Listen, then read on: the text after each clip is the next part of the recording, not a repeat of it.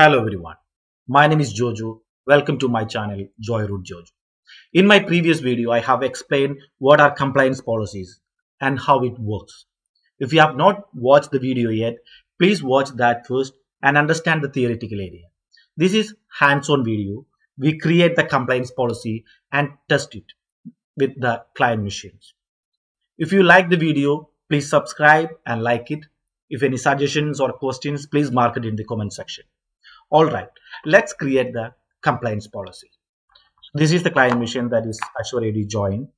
To verify whether compliance policy work properly or not, we will disable the firewall in this client machine.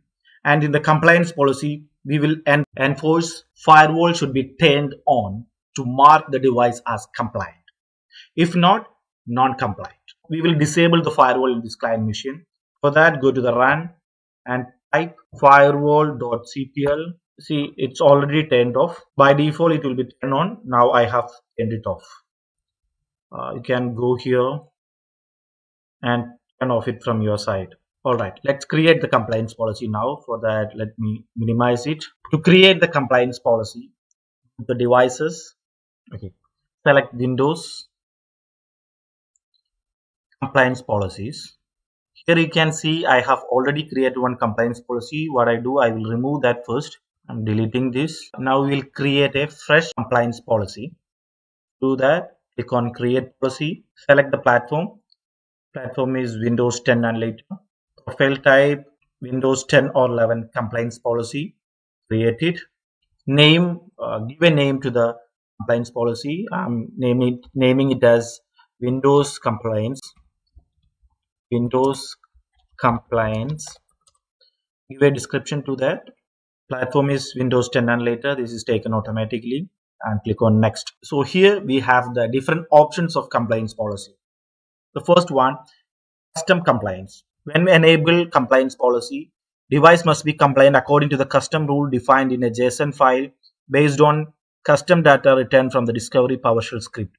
We can create a script according to your organization needs and you can enable that here. You can select that script and you can customize the compliance policy here. But in our case, we are not configuring that. And device health. If you require BitLocker to be enabled on all devices, you can click on require. Secure boot, if you want to enable, you can click on require. Code integrity, again, if it is required, according to your requirement, you can enable it. In our case, we are not configuring any of the BitLocker or any other settings here. Now we move to device properties. Device properties, we can select the minimum OS version, maximum OS version, and even it is for the mobile devices, you can select it here. So this is what meant by device properties. System security, the password, simple password, password type, maximum minute inactivity before password is required. All that you can set it here for the mobile devices. And encryption, here it comes if you have any third-party encryption, you can enable it here. And now comes the device security. So in this is a setting we are going to enable for the compliance policy in our case. So I am just allowing require.